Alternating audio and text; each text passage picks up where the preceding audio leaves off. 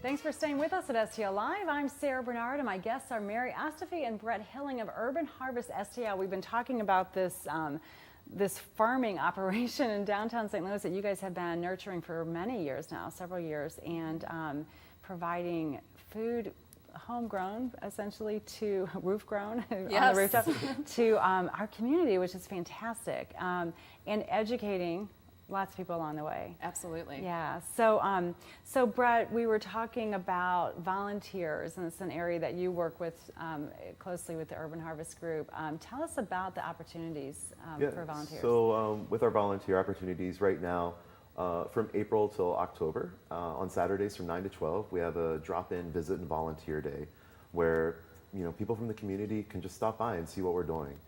They can also, if they want to, go ahead and jump in and get their hands dirty and help us do some work around the farm. So just show up with your work gloves. Show up with your work gloves and a bottle of water and be ready to work.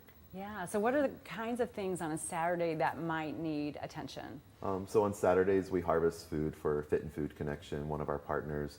They do an emergency food delivery on Sundays in the near north side. We try to harvest around 60 pounds of food from the farm that day to get to Fit and Food Connection. So it's something that volunteers could look forward to taking part in. Weeding, there's always, even when we're on a rooftop, we do have weeds. Yeah. Chickens, we have 4 chickens, so people can come and hang out with the hens. And, yeah. Yep.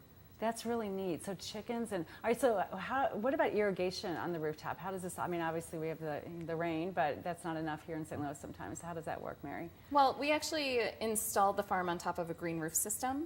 So we essentially designed a retention board under the soil, so we can capture up to 17,000 gallons of water per storm event. And that water is there available for our plants. If it doesn't rain, then we do have our plants on a drip irrigation system as well. All right, and how often do you have to use that? In the summertime, daily, yeah, when there has been no rain.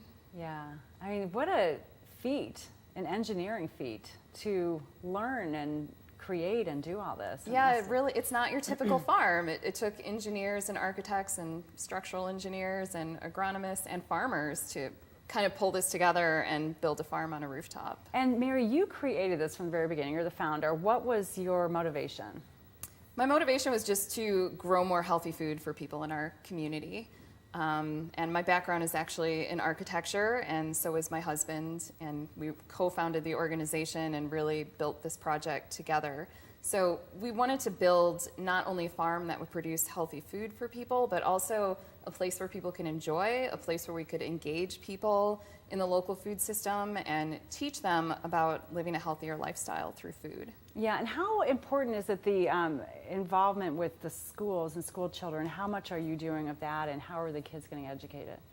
We do lots of field trips on the farm, so students of various ages come and visit the farm, and we give them an overview. They get to play with the chickens, which is usually their favorite part, so they get exposed to the project. But we're also currently developing an activity book, which will be a coloring book with certain activities that we can get started with them on the farm, but then they can take it back into the classroom, so the teachers can kind of continue the education there. Yeah, that's fantastic. Brett, tell us about the event coming up September you guys are doing. Raise the Roof for September 23rd. It's our annual fundraiser that'll be held at City Garden at the new Caldy's location. It's from 5 to 8.